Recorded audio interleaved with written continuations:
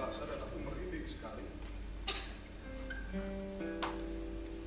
Malam itu aku berjanji, mungkin Mama ada benarnya. Mungkin Mama memikirkan kalau nanti aku mati, aku akan dikubur bersama cacing saja. Tak ada orang yang akan menyayangiku. Mulai saat itu, aku coba diriku untuk berkenalan dengan perempuan dan mencari cinta. Tapi apa yang kutemui selalu sama saja. Perempuan-perempuan di luar sana hanya ingin menginginkan uang, menginginkan kuasa, nafsu.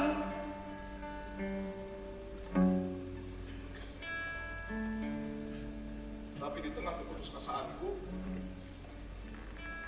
Tuhan seolah-olah menjawab mintanya. Tuhan mempertemukan aku dengan seorang perempuan.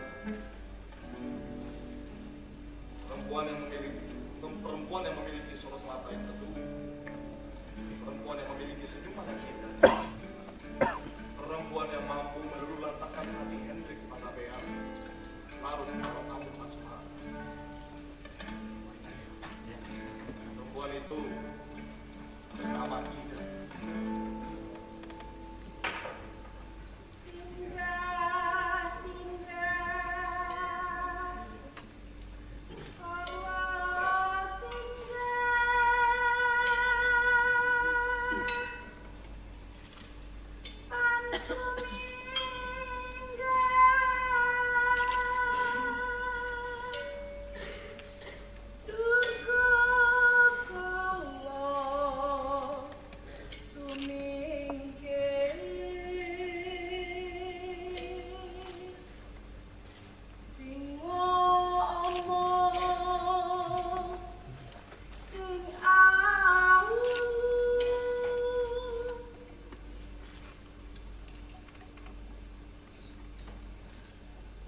Suka sekali menari, suka sekali.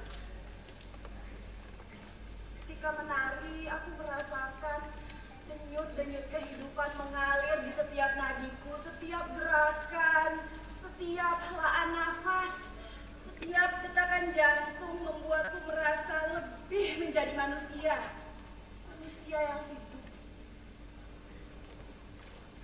Dulu kira-kira waktu aku kelas 4 SD, aku pernah bermimpi menari mengelilingi dunia, dan dunia yang ada di dalam mimpiku itu bentuknya seperti bola berwarna biru.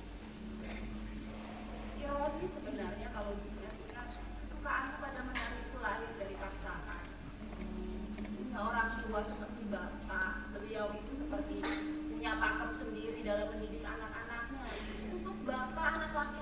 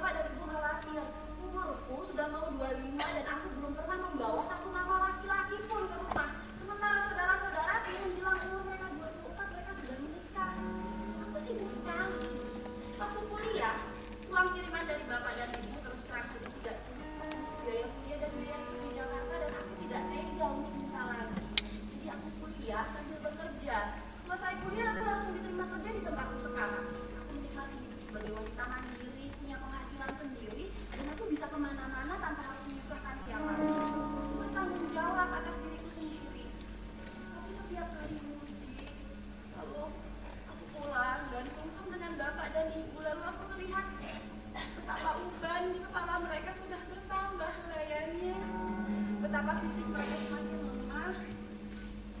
Dan mereka harusnya sudah bisa hidup bahagia dan tenang, menikmati hari tua, tapi belum bisa karena mikirin aku, anak bungsunya.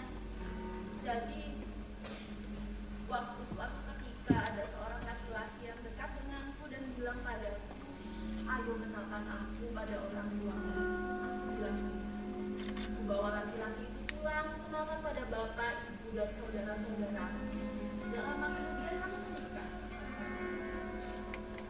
Nama laki-laki itu Ahmad Zakaria.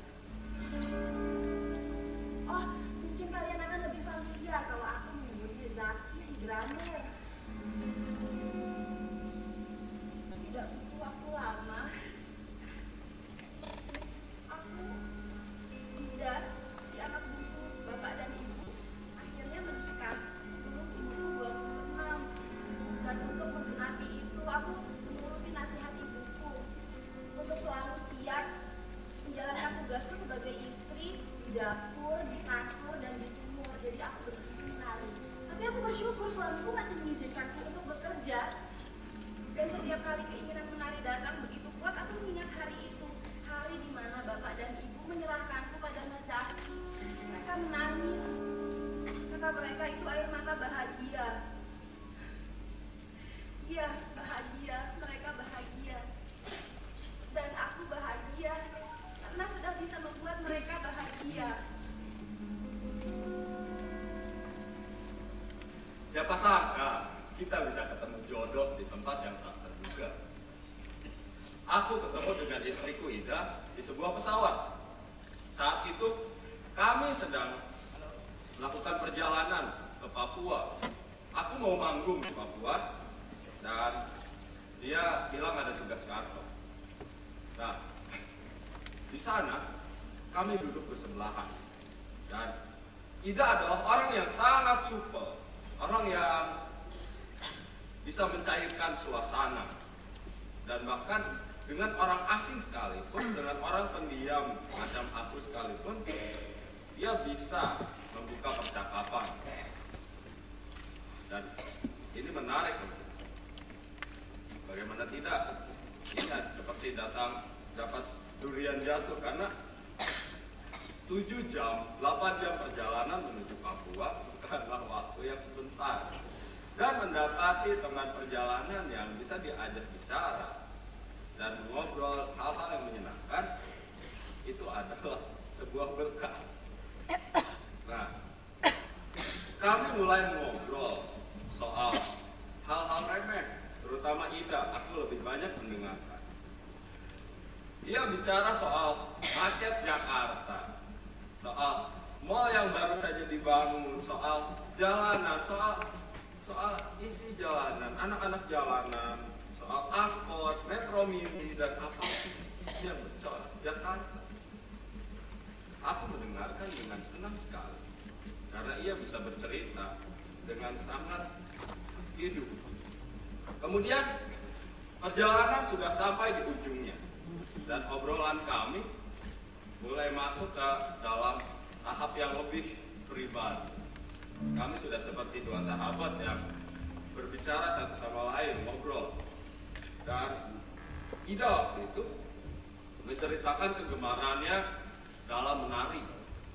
Dia bilang dia senang sekali menari karena alasannya setiap kali ia menari, ia merasakan ada getar, ada denyut yang membuatnya menyatu dengan sekelilingnya, resonansi dengan lingkungannya, dengan semua, termasuk tetes-tetes keringatnya, semua rambut di tubuhnya, semua ujung kuku, semua pori-pori, ia bisa merasakan. Aku terdiam dan tersenyum, karena bagaimana tidak, motivasi itu juga yang membuat menjadi pemain drum yang seperti sekarang ini. Aku sudah cerita tadi. Ya, aku juga merasakan denyut yang sama setiap kali aku bermain drum. Dan di akhir perjalanan, aku menyempatkan diri untuk menanyakan nomor teleponnya. Dan tidak butuh waktu lama, Sepulangnya aku ke Jakarta, aku dan Ida sudah mulai berkencan. Kami banyak sekali mendatangi tempat-tempat minum setiap kali ia punya kesempatan pulang kantor dan ada waktu luang. Suatu ketika kami terlalu banyak minum dan ya terjadilah. Kami menginap di sebuah hotel dekat situ. Lalu kami berjumpa dan aku menelanjangi tubuhnya. Kemudian ketika aku sudah mulai menindihnya, dia terlihat sangat tegang. Aku tanya, kenapa kamu? Dia bilang, Mas, maaf, tapi aku masih perawan. Masih perawan. Astaga. Kemudian otakku berputar. Aku sudah terbiasa dengan hal ini, tapi bagaimanapun aku harus melakukannya dengan sempurna. Aku mengatakan semua hal yang ingin ia dengar, sambil tubuhku menempel padanya. Tanganku meraba-raba sekujur tubuhnya. Sampai ia menyerah. Ya, malam itu kami melakukan persetubuhan pertama kami. Kemudian, sesudah itu, seks adalah menu utama dari kencan-kencan kami. Minum jadi nomor 2. Dan begitu pula setelah seks itu semakin hebat, semakin bergairah. Aku berpikir, aku mau memperkenalkan diriku yang sebenarnya pada Ida. Aku memberikan dosis rasa sakit. Aku menamparnya ketika sedang berhubungan seks. Aku menampar pipinya, aku menampar payudaranya, aku menampar pantatnya. Dan ia sangat bergairah, ia semakin bergairah dengan itu. Jadi aku pikir di pertemuan kami berikutnya, di kencan kami berikutnya, aku mengikatnya. Aku mengikatnya, menamparnya, dan bersetubuh dengannya saat ia tidak bisa bergerak. Dan ia lebih menikmatinya. Ini menyenangkan sekali, ini seperti itu. Ini seperti perempuan-perempuan gila itu yang pernah datang ke hidup. Tapi kupikir aku juga punya fantasi. Aku mau melakukan sebuah perjudian. Karena aku belum pernah melakukan ini sebelumnya dengan perempuan lain. Aku pernah mau melakukannya tapi mereka lari. Di kencan berikutnya aku mengikat Ida, menyetubuhinya. Kemudian ketika ia sedang dalam keadaan sangat terangsang, aku mengeluarkan jarum dan aku menusukkan jarum tersebut ke putih susunya. Tahu apa reaksinya? Ia berteriak kesakitan, tapi tatapannya sangat jalan. Dia minta lagi, walaupun ia tidak bilang. Aku tahu bahasa tubuhnya. Ia minta lagi. Jadi malam itu aku memberikan rasa sakit yang banyak sekali pada Ida. Sampai ia terengah-engah dan lemas, lalu tertidur pulas. Malam itu aku tidak tidur. Malam itu aku berdiri di depan jendela sampai matahari terbit, lalu berpikir, ya inilah waktunya. Inilah saatnya. Aku sudah lelah bermain-main dengan perempuan-perempuan yang datang dan pergi dan cuma memikirkan aku sebagai sebuah trofi. Ialah bergilir.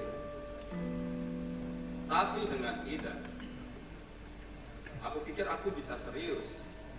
Karena belum pernah ada orang yang bisa menikmati rasa sakit seperti itu kecuali diriku sendiri. Jadi, 2 bulan kemudian, aku sudah berkenalan dengan seluruh anggota keluarganya, dengan ibu dan bapaknya, dan kami berdua menikah. Aku sudah menemukan belahan jiwa. Coba, sekarang kita pikirin. Bisa nggak perempuan menentukan nasib bagi dirinya sendiri? Kata orang kan sebelum nikah, perempuan itu punya siapa? Punya ayahnya. Karena perempuan tidak bisa menikah tanpa diwalikan oleh ayahnya. Banyak perempuan yang lalu ingin buru-buru menikah karena ingin lari dari disiplin rumah, dari aturan-aturan ayahnya, dari aturan-aturan keluarganya. Tapi setelah menikah, emang perempuan bisa mandiri? Enggak. Karena perempuan jadi milik suaminya. Kan di sini kelihatan selalu ada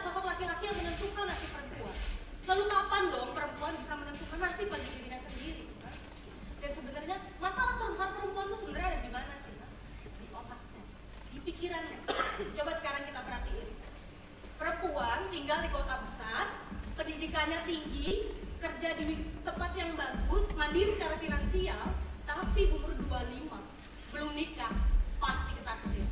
Kenapa?